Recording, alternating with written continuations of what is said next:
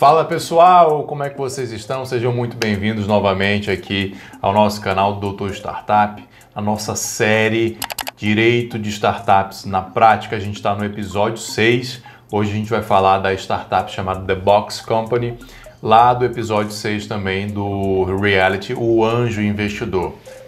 A gente dá as boas-vindas aqui a vocês, lembrando para vocês sempre comentarem, dizer o que estão achando sobre as nossas análises, em que a gente coloca o direito de startups em uma perspectiva da prática, né? Então, por isso que a gente faz essas análises, pega a realidade de outras startups e vem aqui trazer para o nosso programa, para a nossa websérie, para justamente fazer essa questão prática e com enfoque jurídico. Então, trago aqui a minha experiência, trago a realidade de outras empresas para que a gente possa compartilhar esse conhecimento com vocês aqui de maneira educativa. Já vou deixar também o link para vocês assistirem o episódio completo lá do Anjo Investidor, sempre a recomendação nossa.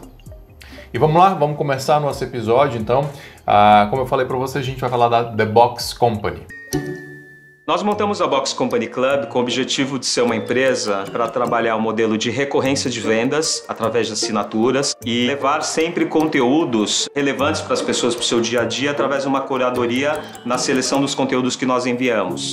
Então, como vocês viram, a The Box Company ela é uma empresa que faz aqueles clubes de assinatura, aqueles clubes que você recebe uma vez por mês, uma vez por trimestre, uma vez por semestre, uma caixa, uma embalagem com produtos de seu interesse, né? Então vamos supor que se você gosta de vinhos e tem uma assinatura aí de vinhos, então vai ter alguém fazendo uma curadoria de produtos, te mandando 1, 2, 3 vinhos por mês, a depender da sua assinatura, com um conteúdo, com uma leitura, com uma revista, com uma explicação, com um queijo, com uma amêndoa, alguma coisa para aquele tipo de público.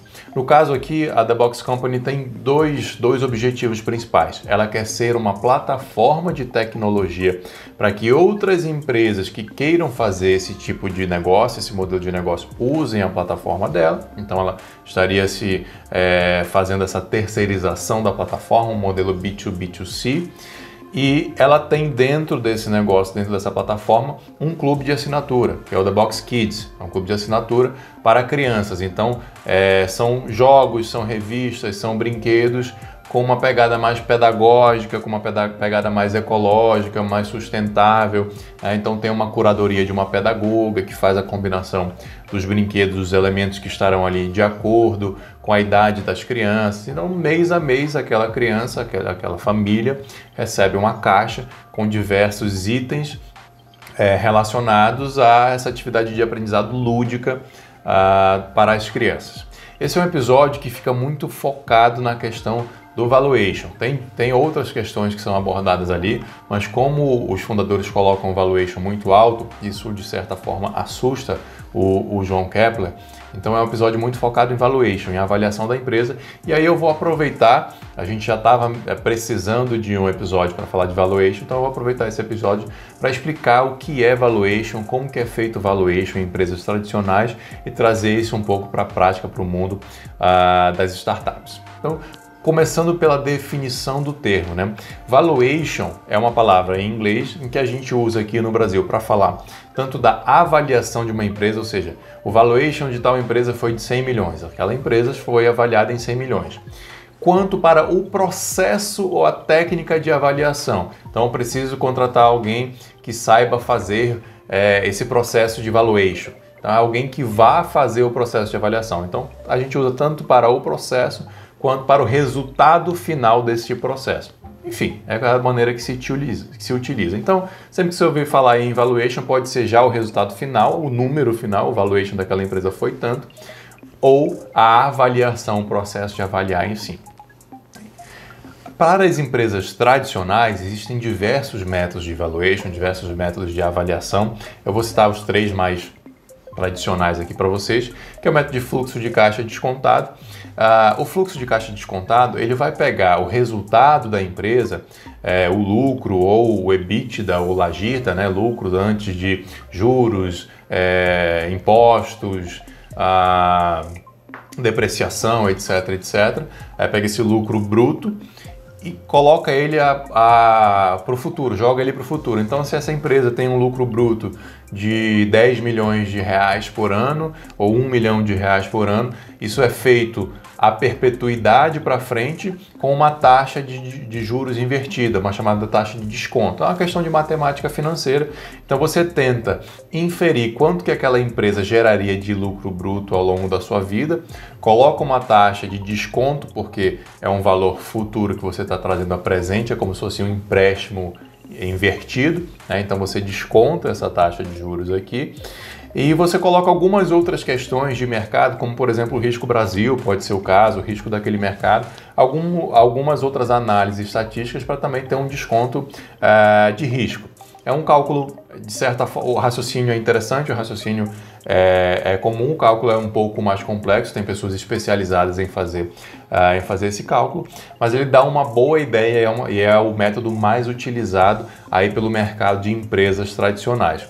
Bom, a desvantagem desse método é que ele não leva em consideração questões outras e o que vai acontecer no futuro dessa empresa, o que pode acontecer no futuro dessa empresa, e tem um certo grau de subjetividade, né? Mas esse é o método do fluxo de caixa descontado.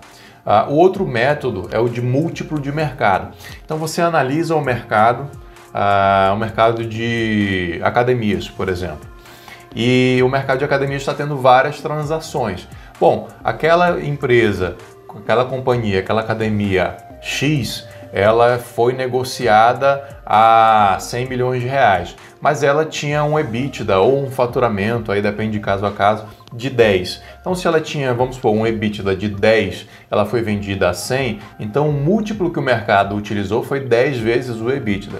Então eu pego esse parâmetro aqui na academia X, aqui na academia Y, vou comparando e chego a uma conclusão. Bom, o mercado está praticando esse múltiplo de 10 vezes.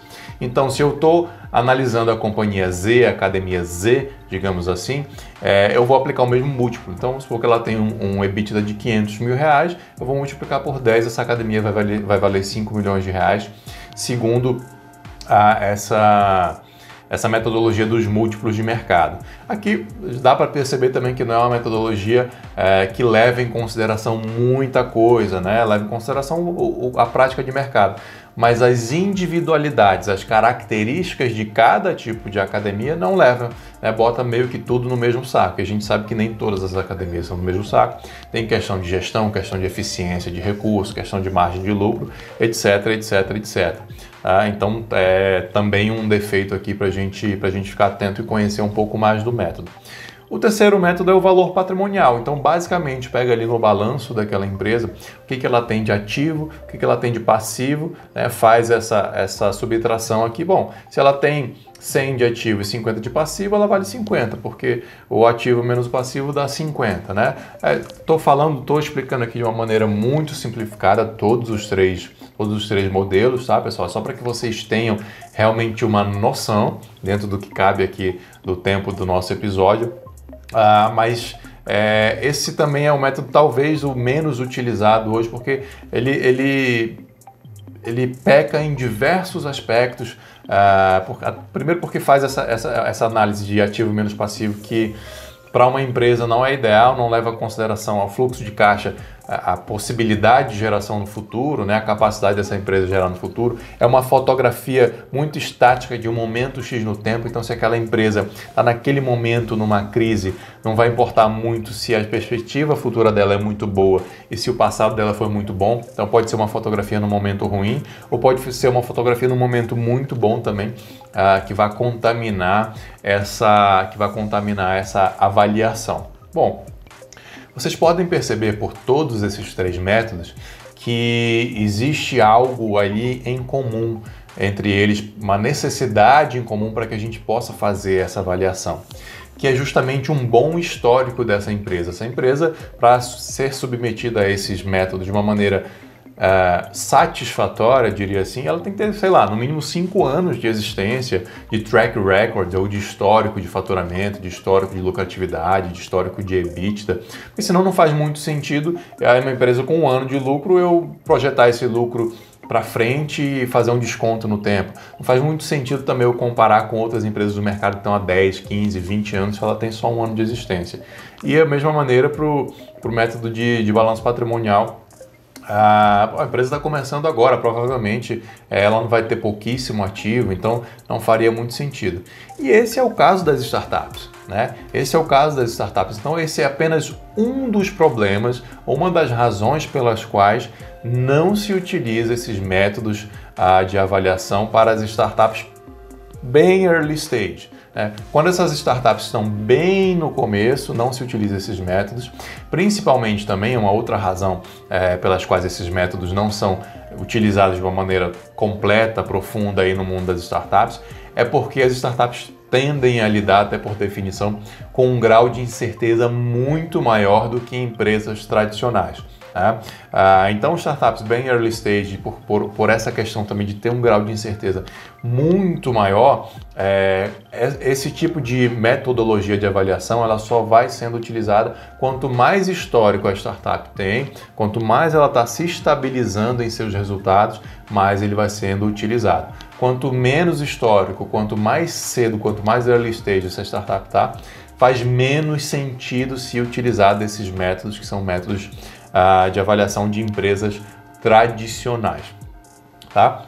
Legal, mas se esses métodos não são utilizados, se eles não fazem tanto sentido assim, como que se avalia uma startup?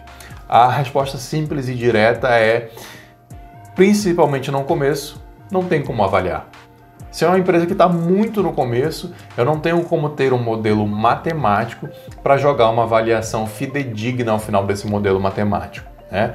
De novo, quanto mais tempo, quanto mais histórico, isso vai se aproximando mais da realidade. Mas no começo ali, 6 meses, 1 ano, 2 anos, a depender do ramo, a depender da atividade, talvez essa startup ainda vá fazer uma pivotagem, talvez essa startup ainda esteja tentando tracionar. Então o futuro ainda é muito certo, o futuro ainda é muito obscuro para que eu tenha uma fórmula matemática que vai me fazer uma avaliação.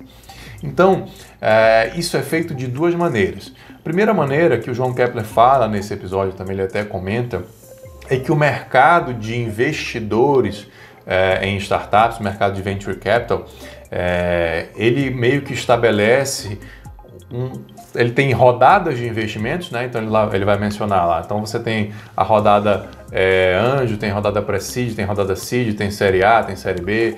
Eu realmente me assustei com o teu número, teu valuation de 41 milhões, mesmo ele sendo post-money. A questão é que você está buscando um estágio de pre-seed money, ou seja, um estágio muito inicial de angel investment, de anjo, né?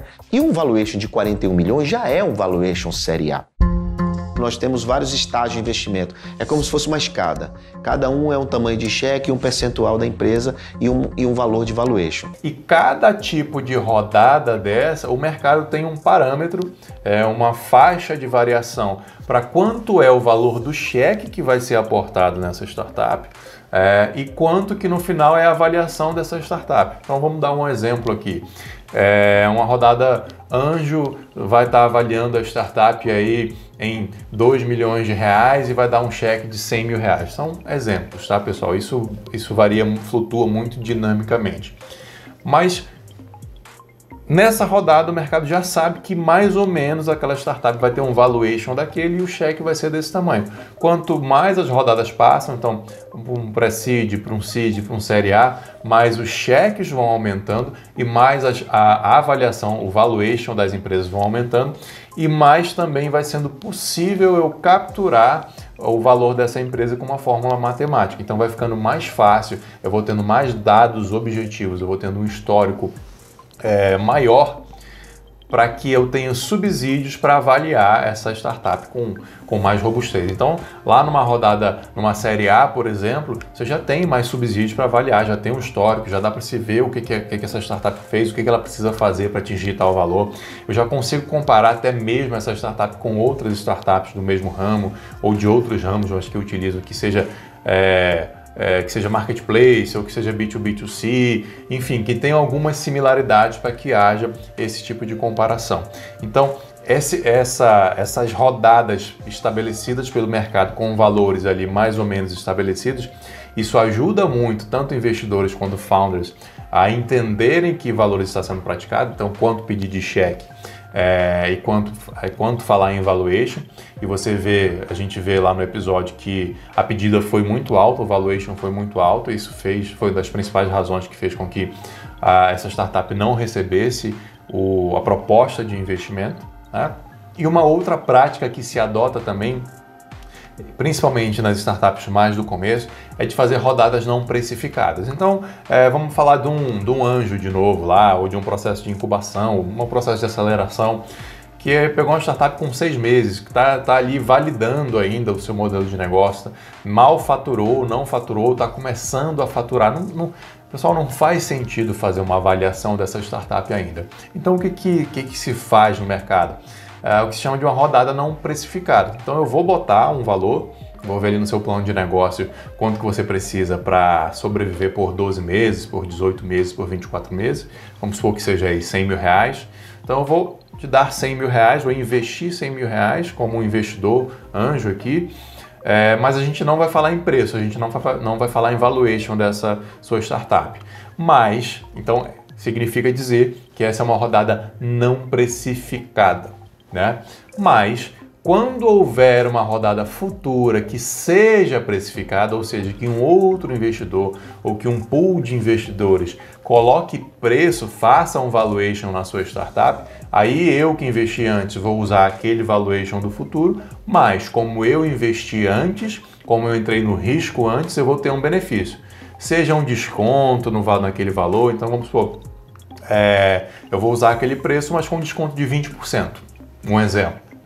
Por quê? Porque aqui no momento em que eu estou fazendo o meu investimento, eu não tenho parâmetro para dar preço, então não vamos nem discutir preço, não faz sentido a gente discutir isso, vai ser perda de tempo, a gente vai se desgastar. Tá aqui o cheque, gostei do seu negócio, gostei de vocês como empreendedores, acho que a ideia tem futuro, entendi o seu plano de negócio, entendi que você precisa aí de 100 mil reais de runway para ter 18 meses de runway, vou colocar os 100 mil reais, mas não vamos falar em quanto que esse 100 mil reais vai me retornar em participação societária, não vamos falar em valuation ainda.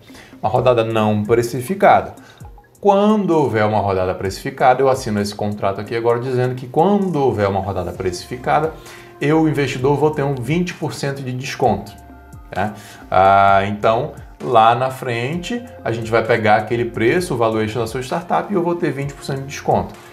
Então, se a sua startup valer lá 2 milhões, o 20% de desconto dá 400 mil de desconto, então eu vou comprar as suas cotas a 1 milhão e 600, 2 milhões menos 400 mil de desconto, 1 milhão e 600. Então, para todos os investidores, eles vão pagar o preço de 2 milhões por cotas da sua empresa. Eu não, eu vou pagar o preço de 1 milhão e 600. Já dei o dinheiro, então a gente só converte as cotas equivalentes aos meus 100 mil reais nos 1 milhão e 600 lá.